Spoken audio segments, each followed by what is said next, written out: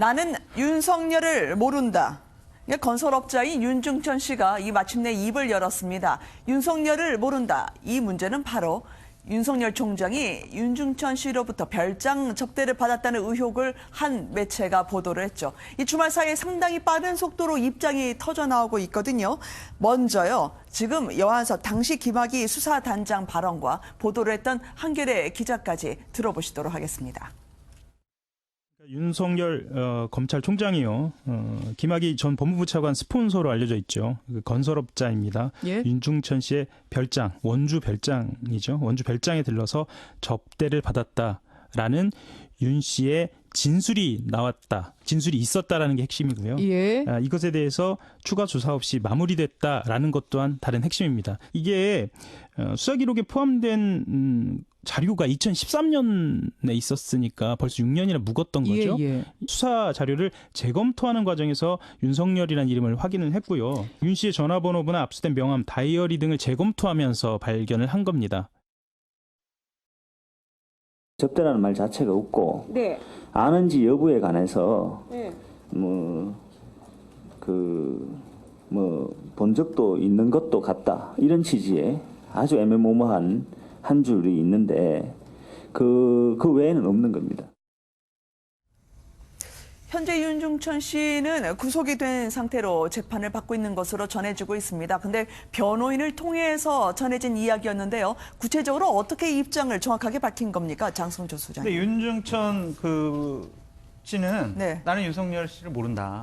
검명한 적도 없다. 이렇게 얘기를 했고요. 아까 우리 보셨다시피 여한섭 수사단장도 네. 윤중천의 휴대폰에서도 그다음 수사 기록에서도 윤석열이라는 이름이 없었다라고 네. 얘기를 했어요.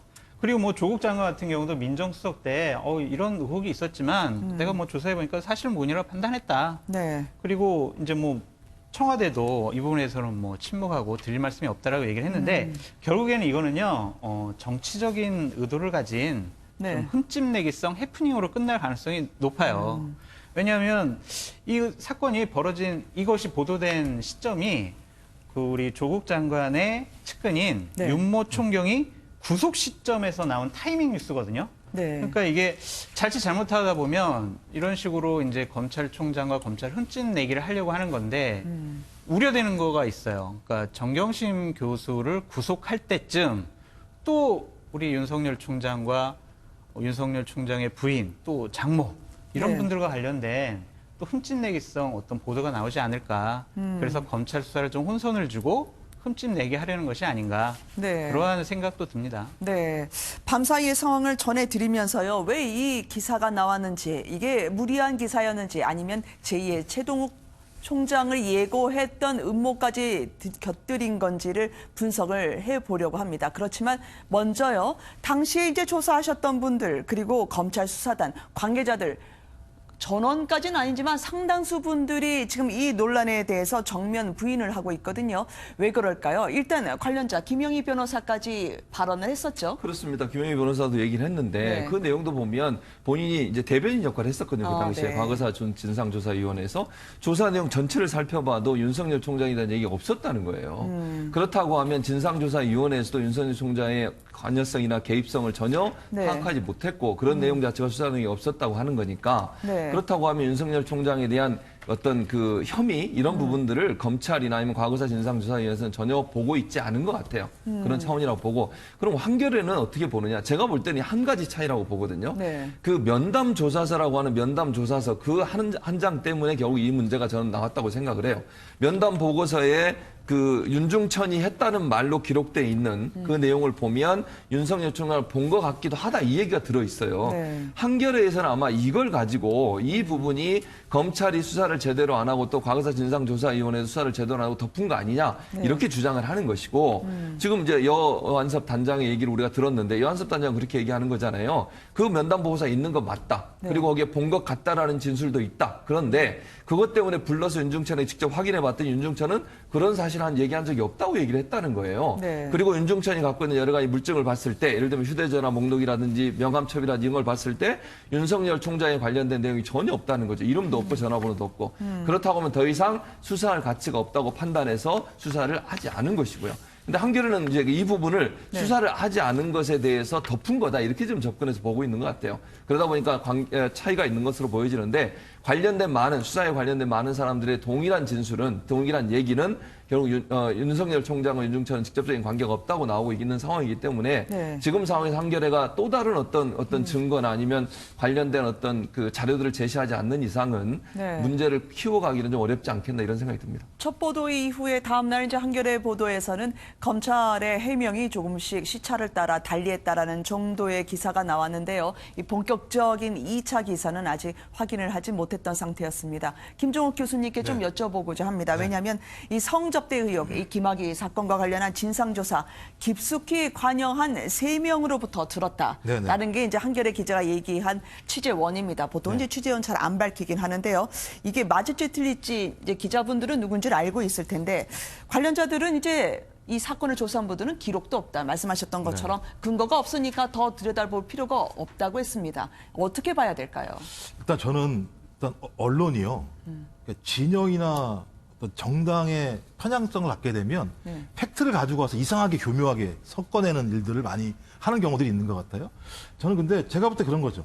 지금 상황에서 그러니까 이것을 조사한 수사단장도 사실이 아니라고 들은 바가 없다고 얘기하고 아까 말씀하신 김영희 변호사도 아니라고 얘기하고 그다음 또 당사자도 아니라고 얘기하는 상황인데 여가 3명 이상의 취재원에게 얘기를 들었다. 저는 하나는 뭐냐면 지금 계속 추정이 나오는 게 모 검사, 이 김학의 사건을 수사했던 모 검사가 수사 과정에서 상당히 예를 들면 상부의 자기의 수사의 의지와 무관하게 좀 예를 들면 저항을 당했다라는 측면에서 불만을 표출한 거라고 얘기할 수도 있는데 이게 한 명이면 상관없이 3명이라고 얘기하니까 또 하나 추정하자면 소위 조국 장관 수사와 관련해서 나름대로 불만이 있었던 어떤 진영이나 일군의 집단들 저도 개인적으로 추정이 되는 분들이 있긴 있지만 여기서 말씀드리기는 어렵지만 이런 분들의 얘기들을 아마 한겨레 21 기자가 추정해서 계속 얘기를 한 상황들이 있는 것 같다는 생각이 들기 때문에 저는 뭐라고 얘기하건 이 부분들은 지금 상황에서 어떤 형태로든지 조국 장관 수사와 관련된 흐름들을 일정하게 틀려고 하는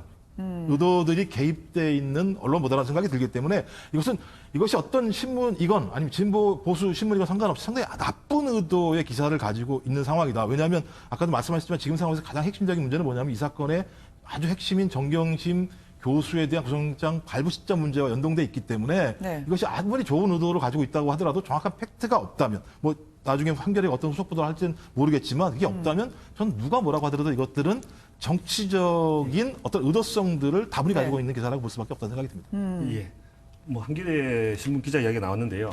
보통 기자들이 3명 이야기만 들으면 다 보도하는지 잘 모르겠습니다. 이야기만 들으면 다 보도하느냐 그건 아니라고 보거든요.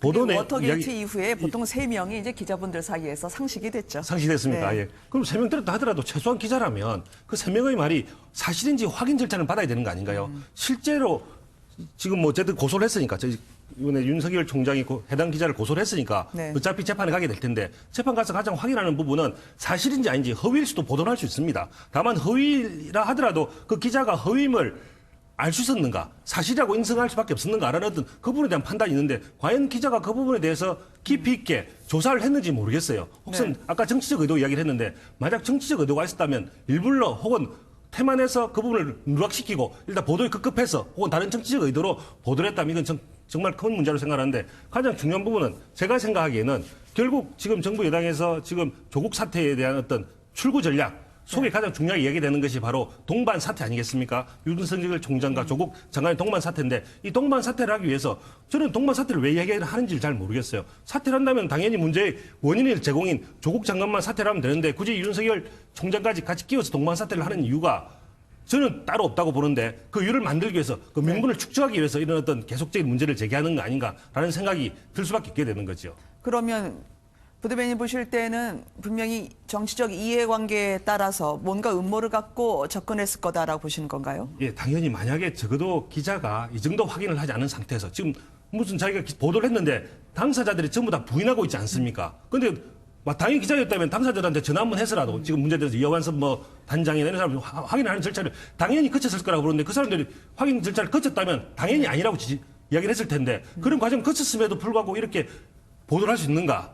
라고 생각을 한다면 이 부분에 대해서는 어떤 정치적 의도가 분명히 앞섰기 때문에 보도할 수밖에 없었다라고 합리적으로 의심할 수밖에 없는 거죠. 네. 왜냐하면 해당 기자는 분명히 진술이 나왔다고 하는데 검찰이 뭉갠 것 같다라는 취지로 이야기를 했었거든요. 근데 아니 이제 이경환 부대변인은 그렇게 네. 생각을 하시는데 정치적 의도라고 하는 것이 그러면 예를 들어서 현 정부나 여당이나 아니면 관련된 사람들이 한겨레 신문과 뭐 어떤 연관이 돼서 한겨레 신문의 보도가 나오도록 뭐 뒤에서 조정을 하든 이렇게 돼야 되는 거잖아요. 근데 지금 나오는 여러 가지 반응들을 보세요. 여당이든 청와대든 법무부 장관까지 전부 다 부인하고 있잖아요. 그리고 그 관련된 조사를 했던 검찰 진상조사위원회 참여했던 분들도 전부 반대 얘기를 하고 있어요. 그러니까 저는 한겨레 신문은 자체적으로 본인들이 취재해서 보도했다고 저는 생각을 해요. 어떤 이유에서 보도를 했는지 제가 잘 모르겠습니다만.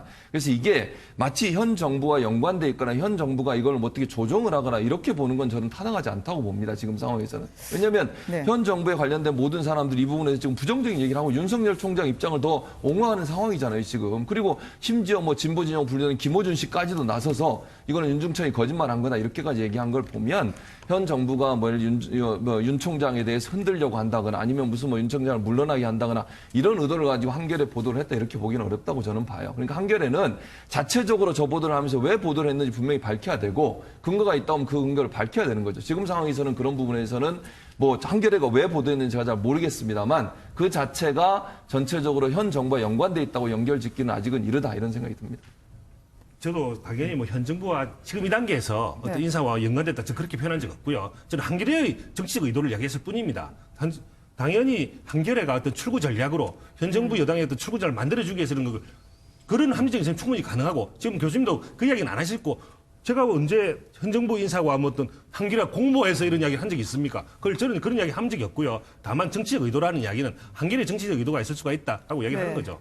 자, 그러면은요. 이게 이제 뭐 낙마시키려고 하루아침에 오보로 드러날 수도 있는 그런 사안에 모두 다 올인을 해서 찍어내기를 하겠냐라는 말씀도 있었지만 그래도 석연치 않다라고 말씀하신 또 분들이 있었죠. 특히 이제 박준현 변호사 같은 경우에는 전에 김학의 조사단이었는데 뭔가 이 부분은 조국 수사에 반대하는 이해관계를 가진 분들이 개입이 된 것 같다라는 취지로 정치적 의도를 이야기를 했거든요. 김종욱 교수님 보시기에는 어떠시던가요?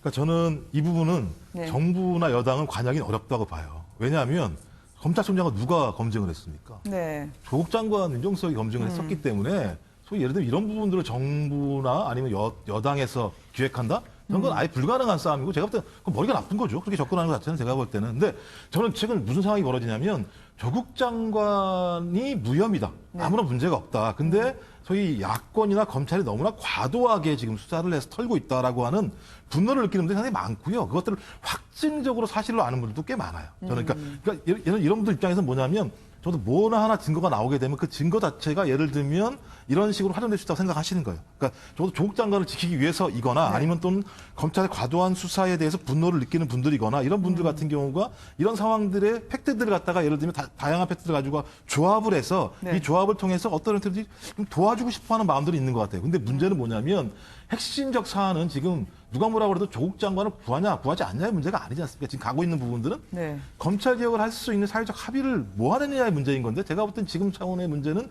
한쪽들을 허물어내는 싸움을 해야 된다는 생각들을 많이 하시는 분들이 계셔서 전 그런 싸움들이 과도한 집착들이 저는 이런 일도 계속 좀 만들어낸다는 생각이 들어요. 조국 장관에 대해서 당연히 이제 질문이 들어가지 않았겠습니까? 출근길에 한겨레 신문 일면에 나온 기사를 물었는데 그때 당시에는 답변을 유보하다가 이제 오후 늦게 법무부를 통해서 보도자료를 냈단 말이죠. 그 판단, 검증을 했던 민정수석 출신으로는 알았을 텐데 왜 저녁에야 답변이 나왔을까요? 뭐 일단 제가 볼 때는 그 이 상황에 대해서 저기 정확한 상황 판단을 해야 되는 거죠. 왜냐하면 조국 장관이 한마디만 하면 난리가 납니다. 그런 상황에서 네. 어떤 형태로든지 팩트 체크를 하게 되고 어떤 상황이 나왔는지 알아야 된다는 생각이 들기 때문에 그런 상황을 체크하고 난다고 얘기한 것 같아요. 그 부분은. 근데 이제 네, 제가 정성조 소장님. 정치권에서 한 20몇 년 지켜본 그 결과에 의하면 네. 저런 기사는 그냥 나오지 않아요. 아, 그래요? 그러니까 자꾸 제가 아까 뭐 정치적 의도가 있다라고 말씀을 드렸는데 그것을 보통 정치권에서는 작업이라고 그래요. 네. 그러니까 누군가가 이제 툭 던져주는 거죠. 아, 네. 그때 수사 거기 기록에 좀 뭐 윤석열 뭐 왔었나? 뭐 이런 식의 네. 분명히 기록이 있다. 그러니까 그러면 취재해봐라라고 했을 때 우리도 이제 아까 봤듯이 뭐 민변 출신의 그때 검사가 지금 외국에 가 있는 그 사람이 이제 확인을 해줬다. 뭐 이런 네. 식의 보도도 나왔는데 저런 것들은 분명히 이미 정치적인 의도를 달성했다고 봐요. 그러니까 아, 윤석열 총장도 김학의 사건과 연관됐나? 무슨 접대를 받았나? 이런 식으로 의심을 받잖아요. 그렇게 되면 조국 장관 일가에 대한 수사에 대한 정당성과 네. 좀 그런 부분들이 부족해 보일 수 있는 거죠. 그런 정치적인 의도는 충분히 달성됐다고 보여집니다. 그러니까 털고 보면 100% 순수하거나 아니면 그런 건 청결한 없어요. 분들이 없다라는 취지로 당신도 역시 문제가 있는 인간 아니었겠냐는 그런 걸로 볼 수 있게 하는 의도가 있다면 그렇죠. 그런 건가요? 그거 이제 메신저로 막 공격을 하는 거죠. 그 당사자를 공격을 해서 네. 저 사람이 하는 일에 대해서는 좀 여러 가지 좀 의도가 있다. 이런 식의 의심을 갖게 하는 거죠. 그러니까 누군가 작업을 했다면 그 해당 기자하고는 분명히 의혹을 갈라야 될 것 같습니다. 네. 예, 기자는 네. 개입된 게 아니니까. 민변 네. 출신이라는 건 아직 확인이 안 되는 것 같아요. 아, 그런데 그래요? 그건 좀 왜냐하면 네. 민변 출신이 확인이 안 되기 때문에 그건 좀 저희가 사실이 알겠습니다. 아닐 수도 있으니까. 예, 감사해요, 부대변인.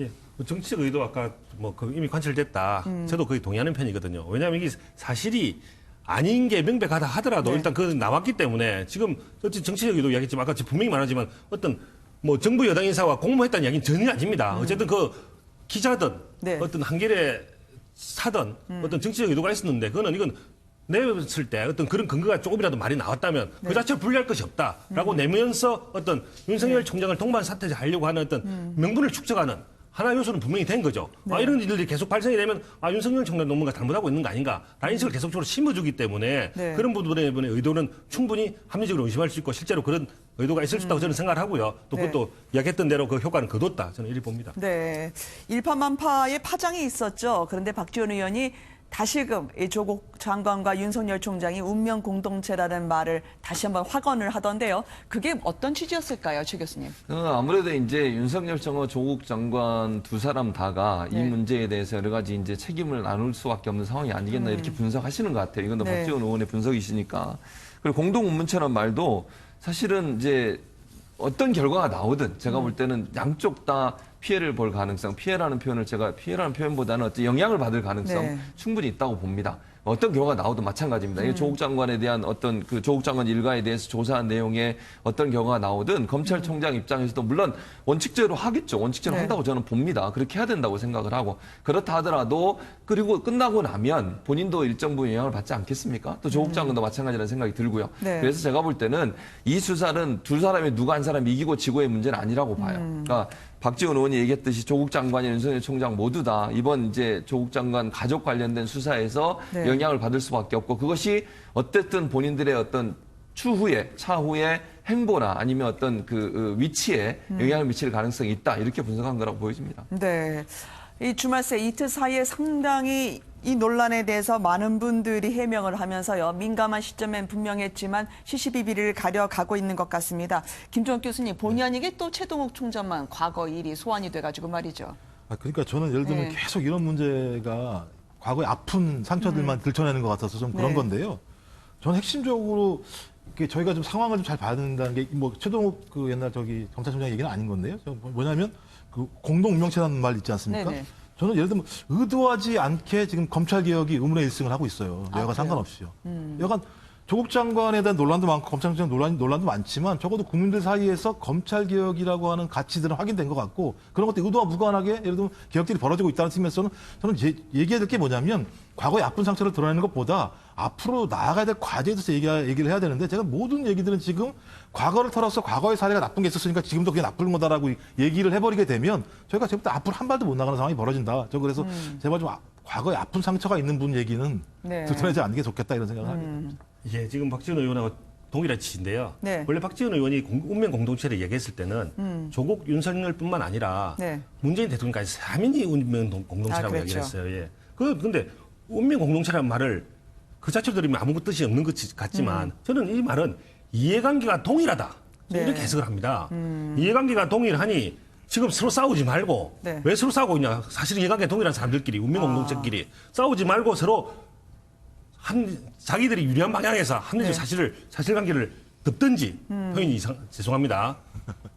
이 운명 공동체니 이해관계가 네. 동일하니 서로 싸우지 말고 미래를 보고 과거를 헤집지 말고 미래를 가라라고 네. 하는 교수님 말씀도 결국 박지원 의원과 동일하게 뭐든 사실관계 밝혀지는데 그 부분에 대해서 어떤 이해관계가 동일하니 다른 뭐 사실관계 설마 거짓을 해라 박지원 의원이나 우리 교수님 그렇게 얘기하진 않겠죠. 어쨌든 은명 공동체를 명심을 하고 거기에 맞게 처신해라. 그 말은 사실은 어떻게 보면은 진실을 덮으려고 하는 그런 추론도 가능하기 때문에 이건 잘못된 말이라고 저는 봅니다. 네. 근데 좀만 더 말씀드리면 전 그런 거예요. 하나 뭐냐면 조국 장관이 할 수 있는 역할만 하셔라. 저는 그 역할이 끝나면 그만두시는 게 맞다라고 생각하는 거예요. 저는. 또 하나 뭐냐면 검찰총장은 임기를 보장해 준 게 맞다고 생각하는 거고요. 대통령은 이 문제로 불거진 사회개혁에 대한 가치들을 말씀하시면 된다. 저는 이런 차원에서 그 공동체를 말씀을 드리는 게 맞다고 생각이 드는 거고요. 뭐 덕구 말고의 문제는 아닌 거고 제가 볼 때 앞으로 가자는 건 그런 의미에서 말씀을 드리는 거예요. 다른 뜻은 아니에요. 근데 공동체라는 건 저는 사실관계를 호도하는 거라고 생각을 해요. 네. 범죄자를 수사하는 검찰총장과 범죄 혐의자, 범죄 의혹을 받고 있는 일가들, 네. 그들과 어떻게 음용 공동체라고 할 수 있습니까? 이거는 박지원 의원이 말을 잘못한 것 같고 우리가 이 부분에 대해서 검찰개혁으로 몰고 가는 것은 사실관계를 호도하는 거라 생각이 듭니다. 네. 현실과 명분을 워낙 절묘하게 조합하는 박지원 의원 특유의 화법을 저희가 확인했던 것 같습니다. 다음 주제로 넘어가 보도록 하겠습니다.